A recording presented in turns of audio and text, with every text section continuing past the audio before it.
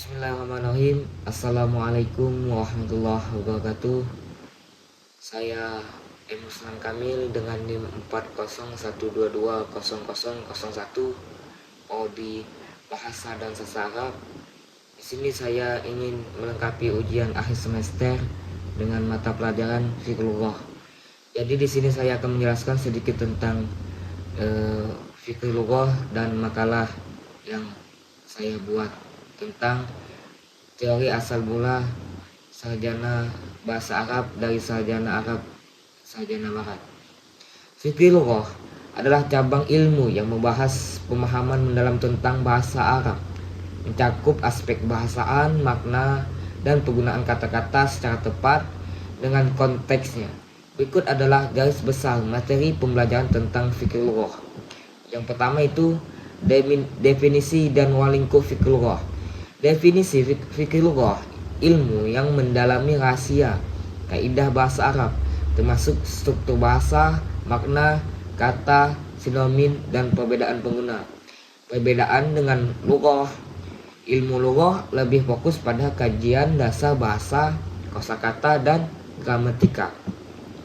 Fikih lughah menekankan pemahaman mendalam dan filosofi di balik bahasa. 2.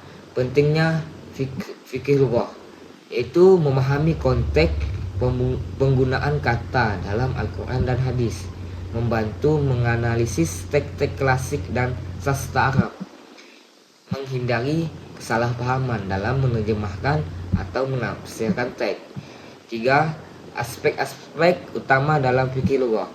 Yang pertama, sinonimitas dalam bahasa Arab.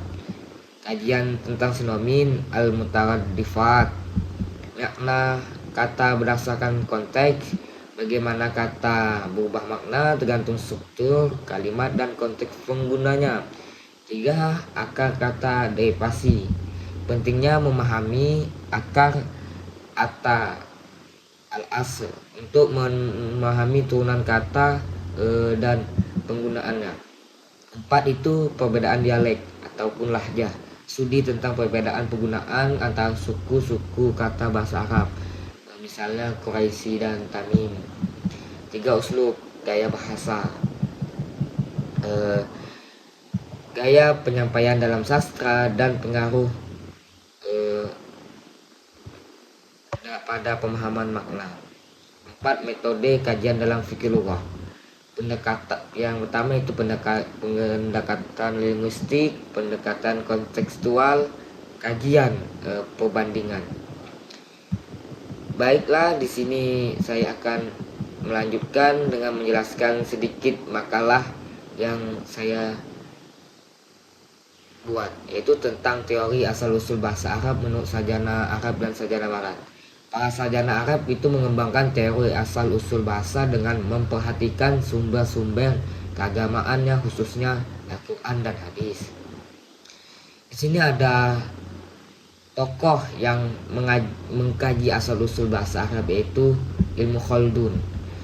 Dalam Muqaddimah, Ibnu Khaldun mengemukakan pandangan tentang asal mula bahasa dan pengaruhnya terhadap perkembangan banyak manusia. Ia berpendapat bahwa bahasa muncul secara alami sesuai dengan kebutuhan manusia dalam berkomunikasi dan berkembang melalui interaksi sosial. Bahasa Arab menurut Ibnu Khaldun memiliki keislaman tersendiri karena kaitannya dengan wahyu dan budaya pra-Islam.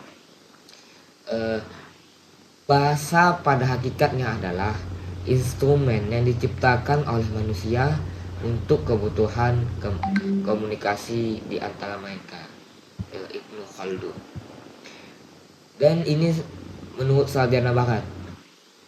Umumnya memandang asal-usul bahasa dari perspektif evolusi bahasa dan teori lingkungan komparatif. Mungkin ada teori-teori tentang pentingnya dari sarjana Barat, yaitu yang pertama itu teori monogenesis dan poligenesis.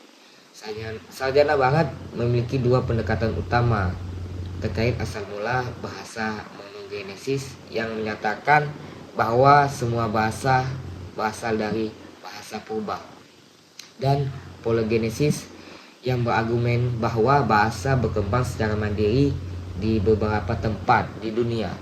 Bahasa Arab dalam konteks ini dianggap sebagai bagian dari bahasa Semit purba. Dua itu teori Noam Chomsky. Chomsky dengan teori universal grammarnya berpendapat bahwa semua bahasa manusia termasuk bahasa Arab memiliki struktur dasar yang sama, yang menjadi bukti bahwa bahasa adalah bagian dari kemampuan biologis manusia. Chomsky melalui teorinya universal grammar atau tata bahasa universal berargumen bahwa semua bahasa manusia berbagai struktur daya yang sama, yang merupakan bagian dari kemampuan biologis yang melekat pada otak manusia. Menurut Chomsky, manusia dilahirkan dengan perang karakteristik bawaan yang memungkinkan mereka untuk memahami dan menghasilkan bahasa, terlepas dari bahasa spesifik yang mereka pelajari. Teori terakhir yaitu Ernest Renan dalam bukunya Histoire Générale Système Comparatif Linguistique Semontiguish. Renan meneliti bahwa bahasa Semit termasuk bahasa Arab dan berpendapat bahwa bahasa Arab merupakan bagian dari cabang bahasa Semitang yang berkembang melalui proses sejarah budaya. Ia mengkaji bahasa-bahasa Semit dan mencoba menelusuri asal-usul pengembangan bahasa dalam konteks sejarah dan budaya. Renan memiliki bahasa Arab sebagai bagian dari cabang bahasa Semit yang memiliki kaitan erat dengan bahasa Ibrani, Aram, dan Al-Akkadiyah. Ia berpendapat bahwa bahasa-bahasa sumber berbagai akar yang sama namun berkembang secara terpisah di wilayah-wilayah yang berbeda di Timur Tengah. Perbandingan pandangan sarjana Arab dan sarjana Barat. Perbedaan pandangan yang antara sarjana Arab dan Barat mencerminkan perbedaan metodologi dan latar belakang budaya. Sarjana Arab cenderung melihat bahasa Arab sebagai bahasa wahyu yang ijahiyah, sementara sarjana Barat lebih menekankan menganalisis evolusioner dan linguistik komparatif, melihat bahwa bahasa Arab dalam konteks perkembangan bahasa Semit yang lebih luas. Mungkin itu saja yang saya bisa jelaskan tentang pembelajaran fikih logah dan makalah yang saya buat. Saya pamit undur diri. Akhirul kalam. Assalamualaikum warahmatullahi wabarakatuh.